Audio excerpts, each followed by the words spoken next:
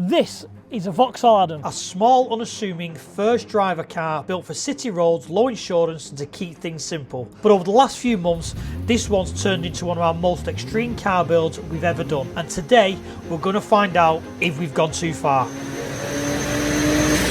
It all started life as a completely standard 1.4 litre Adam, and we have swapped in a 2.8 V6 from a VXR VXR, an engine that makes around 280 horsepower straight out the factory. But from the beginning, there was only one target: 500 horsepower. And to even get close to that number, we had to push this platform further than it was ever designed to go. So we built a turbo setup around it, as big as we could physically make work inside the small car. Custom wiring, custom exhaust, custom drive shafts. The only problem is, when you start forcing this much power through the front wheels of a car that was never meant to handle it, the car starts answering back. We weren't even pushing it, just running it in, bedding the clutch, and that's what made this worrying.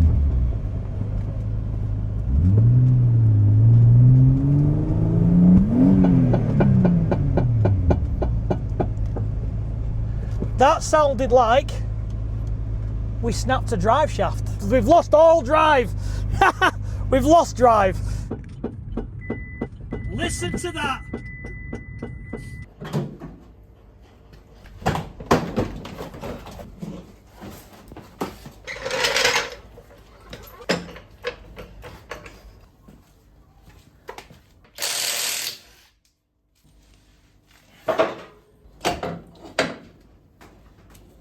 Well, I think that is supposed to be attached to that. So let me show you what's happened, because technically the weld hasn't failed. The weld is actually perfect. If you look there, it's failed just after. Clean shaft break. Snapped the shaft at 3:30. It's 4 o'clock, and the joys of Facebook Marketplace, I'm on the road to go and get some parts. Fingers crossed we can get it back on the road. So I've come to pick up some parts. It's gone dark. We're in a muddy pit and we're stripping. I don't know if you can see it over there. A lovely Corsa VXR to get the bits. And I have not done this in 20 years. I've had luxury of workshops, scrap yards, but yeah, we're getting it off so I can get back on the road.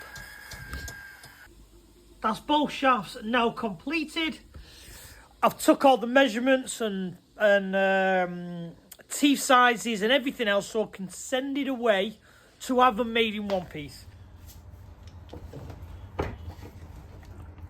New wheels have shown up, and we have gone for the standard Corsa VXR wheels. I do like these on this car, to be fair, because they just look oversized and they make the car look smaller with the big wheels. But we're going for the factory sleeper look, so the Corsa VXR has to win.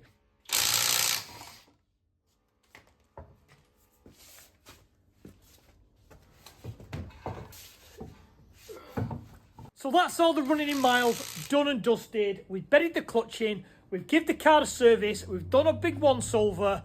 Now that's all left to do is get it on the dyno. Let's get this thing on the trailer and let's get over 3 or 5 parts, because this is either going to go horrendously bad because we have no history on the engine and it's just going to blow itself to bits, or it's going to go incredibly good and we're going to make them numbers and we're going to have the next week having a load of fun in this thing.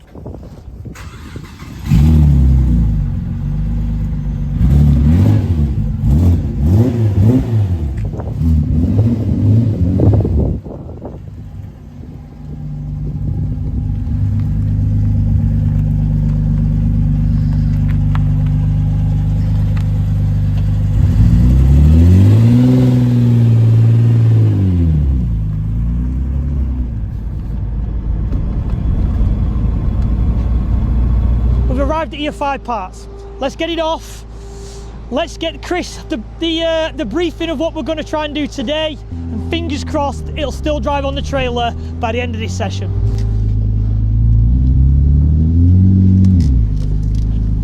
Only concerns welded shafts, as you know, but the thicker, and I've put a lot of weld on to make it right, and I don't know whether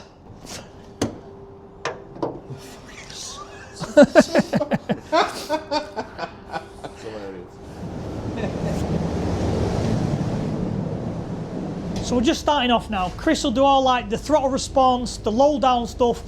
what we class as the non-entertaining stuff because we want to see the numbers. But that's what makes the drivability. Let's hope we can get the 500 horsepower.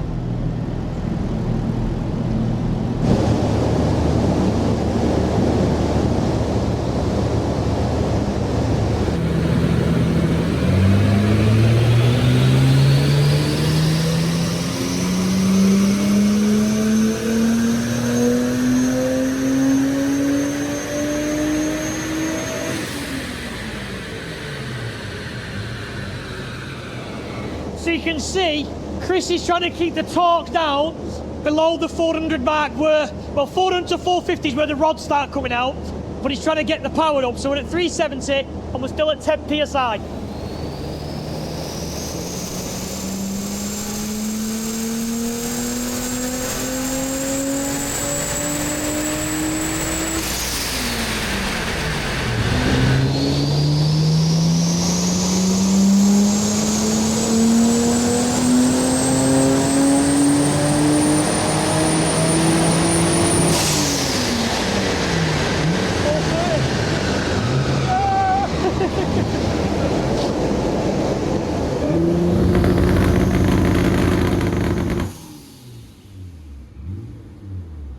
I messed up a little bit. I forgot to bring some wastegate springs. So we've been stuck on a 6 PSI wastegate spring. But we've made 431 bhp at 1 bar of boost.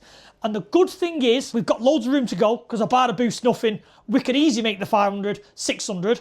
But what Chris has done is, which is fabulous for us, is he's made the power delivery really linear and he's flattened the torque out to only 365. Hence, keeping the rods in because it's a stock engine and not breaking them shafts. And everyone's going to go in the comments, is he going to make 500? 430 a bar? Easy. Let's get off the dyno. Let's go for the first drive.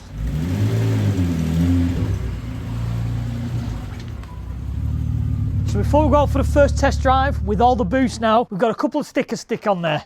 We've got new driver sticker and we've got please be patient black box fitted, which technically there is because it's in the glove box, the Max ECU. So let's get these on and then we can get out and see what this is going to be like on the road.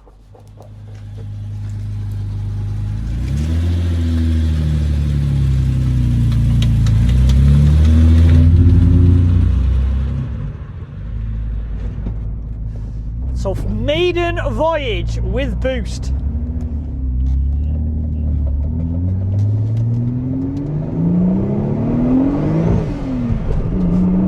Oh, it sounds amazing.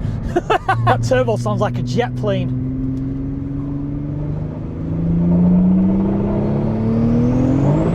Oh. Oh my days. It just like lifts up on boost. It feels rock solid though. Feels very well planted, but spins the wheels.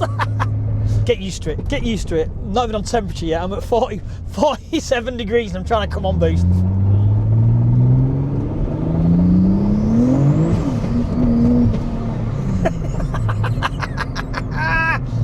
Oh, it drags you everywhere. It's mega. It comes on boost slightly, and then it must be, because it's VVT, it must then click onto the VVT and then launch you forward. I've not even pulled in third, I've only played in second. I'm being a wimp at the moment.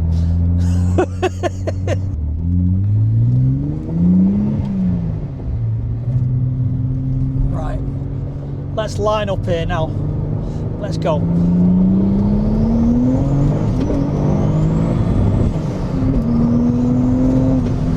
My God.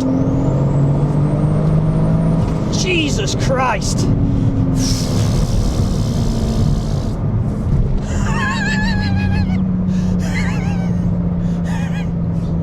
Oh, it drags you over the road. The torque pulls you. I don't know if the tracking slightly out with the weight, but this thing drags you over the road. I know brake horsepower nowadays on YouTube's gone a bit out of hand and everything's slow unless it's 1,000 horsepower. I get it. But until you physically drive something that's powerful, you kind of don't realise, because this is very quick for what it is.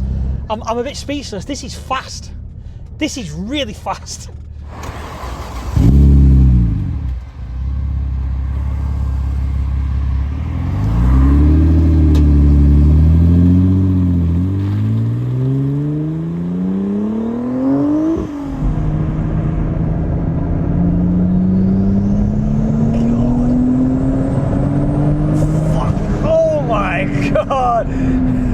And that wasn't even leaning on it properly. Was that. it not? And you blurred this out. That was. Was it? That was.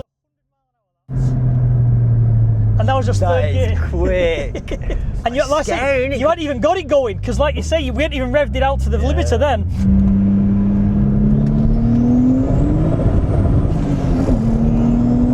Right. Oh my god. You really do have to hold on. But I think just because of that power delivery of being so linear, Fast. you're like, this. It's not even got a turbo. It's like supercharged. Yeah, it's just straight linear. That's what I mean. It's wild. Like it's supercharged.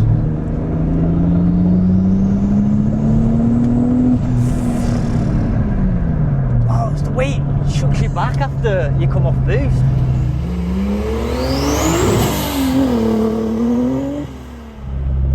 So it's fast, isn't it?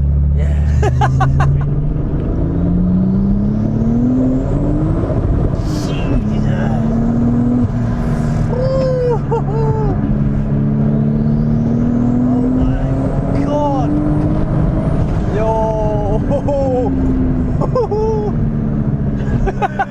That really does not stop pulling. I say, it's hard to express on us in a video, but I've been in many 500, 550 horsepower cars, many.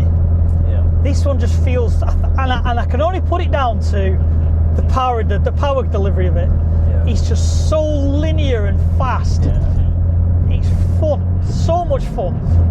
It's fun in a straight line. Yeah. Till you get to a corner. To get to a corner, you panic.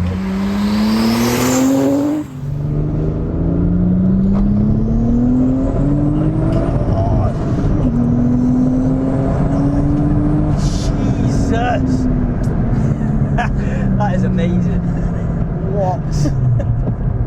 This is definitely one of the best cars you've built. 100%. I've never. Wow. Unfortunately, nowadays people just go and buy a different car to get You to wouldn't go get faster. that feeling though, would you? Definitely No. not. Because you don't. I think the fact because the engine's not meant to be there, you have that sense and like. Yeah. You don't know if it's going to go wrong. Yeah. I mean, it could go wrong.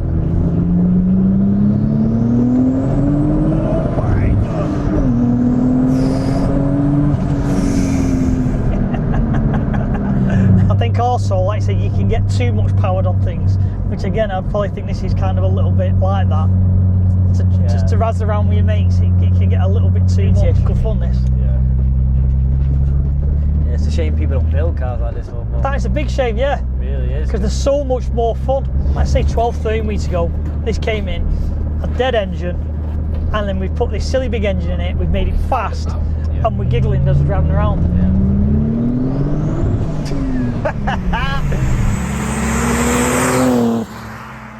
So I think we've found the limits of what the chassis likes. We need to make this more stable now, and I think we've found the next step for this build. So let's get it in, let's get it on the ramp, and I'll introduce it. And this is the idea we have. And if you look under the car now, the biggest comment was the massive exhaust tunnel needs a prop shaft. We are currently only front wheel drive, and this setup makes the Adam all-wheel drive. So let's see if I can do it. Let's see if these parts that I picked are correct. Like and subscribe. Put in the comments whether you think this is going to work. Big horsepower, four-wheel drive, Vauxhall Adam is coming. So thanks for watching, guys, and I'll see you all on the next video.